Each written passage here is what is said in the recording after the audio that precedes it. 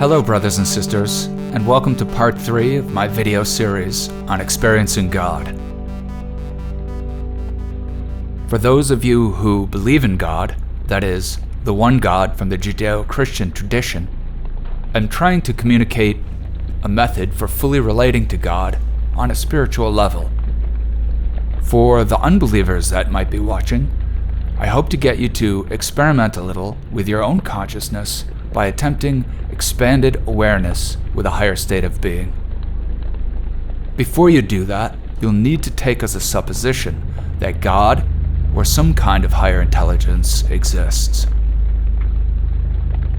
The theory is that the spirit, mind, or soul has sensory capability in the same way that we have eyes for seeing and ears for hearing. I say theory because although scientific evidence is lacking for these qualities, they are nevertheless commonly referred to as human traits. If you've followed the second video and have been practicing meditation, I feel confident that you will have gained knowledge and awareness thereof. If not, keep trying. These are subtle feelings that are likely occluded by the noise of modern thought and technology.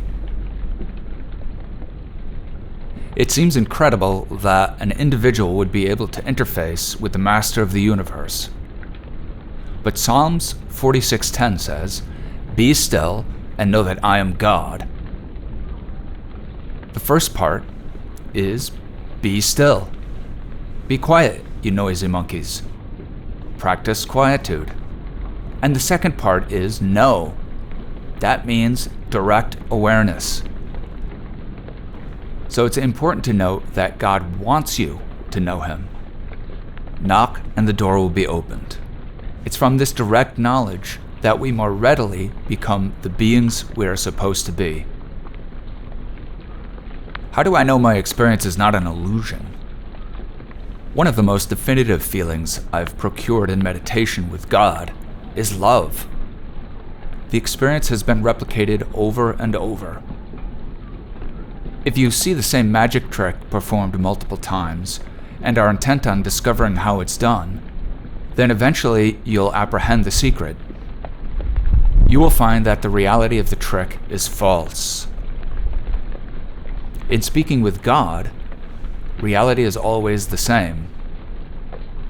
The feeling of profound love and overflowing grace that showers down from some celestial source is consistently encountered.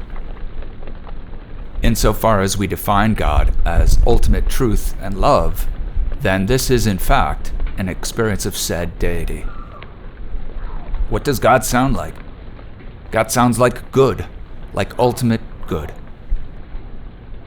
Since we humans have issues getting it right full spectrum, from petty desires all the way up to war and genocide, it would behoove every individual to converse with God and make yourself more like the ultimate good.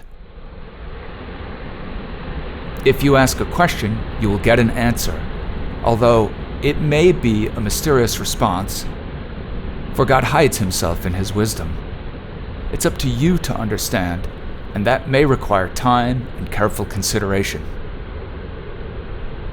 The speaking voice of God is not a voice that you would hear with your ears, but could be thought of more like a mental image. What has God said to me?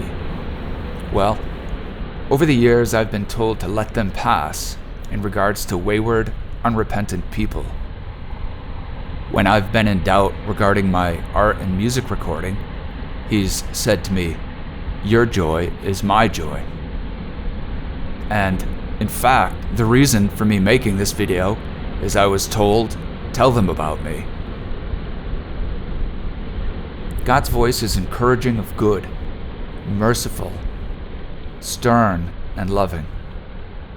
But make no mistake, it is not petty, mischievous, snarling, and misleading. The nature of reality and our existence have been the subject of much conjecture in the works of high-minded philosophers and psychologists.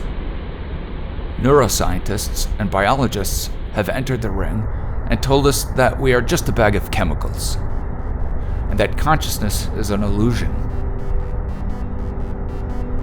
You can decide, given your own experience, but you must proceed with an open mind and heart. Suspend your disbelief and seek the holy habitation of God, and that will be your first-hand proof.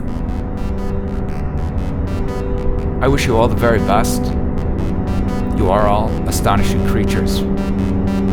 Peace be with you.